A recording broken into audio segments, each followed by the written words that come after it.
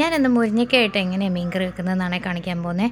എണ്ണ ഒഴിച്ചു, ഉലുവ ഇട്ടു, അതിൻ്റെ കൂടെ മുരിങ്ങയ്ക്ക ഇട്ടു. മുരിങ്ങയ്ക്ക ഇങ്ങനെ ഹാഫായിട്ട് കട്ട് ചെയ്താണ് ഇടുന്നത്.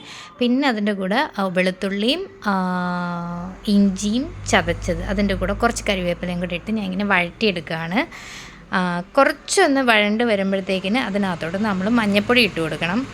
മഞ്ഞൾപ്പൊടി ഇട്ട് കൊടുത്ത് കുറച്ചും കൂടെ കഴിയുമ്പോഴത്തേക്കിന് മുളക് പൊടി, മല്ലിപ്പൊടി ആവശ്യത്തിന് എരിവുള്ള രീതിയിൽ നിങ്ങൾ ഇട്ടോളണം. ഞാൻ ഇതിനകത്ത് പച്ചമുളക് ഇടുന്നില്ല, അതുകൊണ്ട് ഞാൻ മുളക് പൊടി ആവശ്യത്തിന് ഇടുന്നുണ്ട്. പിന്നെ ഒന്ന് മുളക് പൊടിയുടെ പച്ചമണം ഒന്ന് മാറി കിട്ടുന്നവരെ ഒന്ന് സോട്ട് ചെയ്യുക.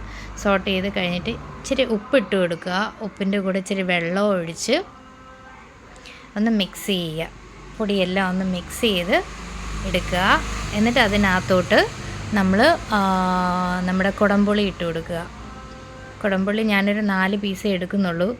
കാരണം എൻ്റെ കയ്യിലുള്ള കുടംപുളിക്ക് പുളി കൂടുതലാണ്, പെട്ടെന്ന് പുളി അങ്ങ് കൂടി വരും. അതുകൊണ്ട് ഞാനൊരു 4 ചെറിയ പീസ് മാത്രമേ എടുക്കുന്നുള്ളൂ. നിങ്ങൾക്ക് പുളി എങ്ങനെയാണ് വേണ്ടതെന്ന് വെച്ചാൽ അതിനനുസരിച്ച് ഇട്ടോളൂ.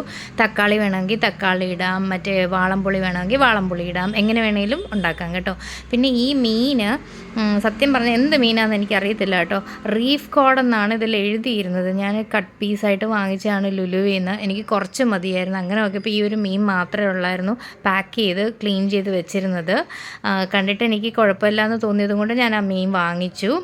ഞാൻ അപ്പോൾ ആ മീൻ വാഷ് ചെയ്ത് എടുത്ത് ജസ്റ്റ് ഇട്ട് കൊടുത്തിട്ടുണ്ട്. ഇട്ട് കൊടുത്ത് ഇത് ജസ്റ്റ് ഒന്ന് തിളച്ച് വരട്ടെ. തിളച്ച് വരുമ്പോഴത്തേക്കിനും ഒന്ന് ഉപ്പ് നോക്കുക.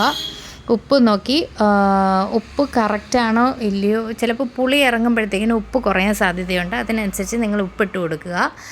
കാരണം ഒത്തിരി ലാസ്റ്റിൽ ഉപ്പിടാൻ പോയി കഴിഞ്ഞാൽ നമുക്ക് മീനെല്ലാം പൊട്ടിപ്പോകും, പിന്നെ ഇളക്കാൻ പറ്റത്തില്ല. സോ ആവശ്യത്തിനുള്ള ഉപ്പ് നേരത്തെ തന്നെ ഇട്ട് കൊടുക്കുക. എന്നിട്ട് നല്ലപോലെ തിളച്ച് പറ്റി വരുന്നവരെ വെയിറ്റ് ചെയ്യുക. എനിക്ക് ഇച്ചിരി കുറുകി വരുന്നതാണ് എനിക്കിഷ്ടം.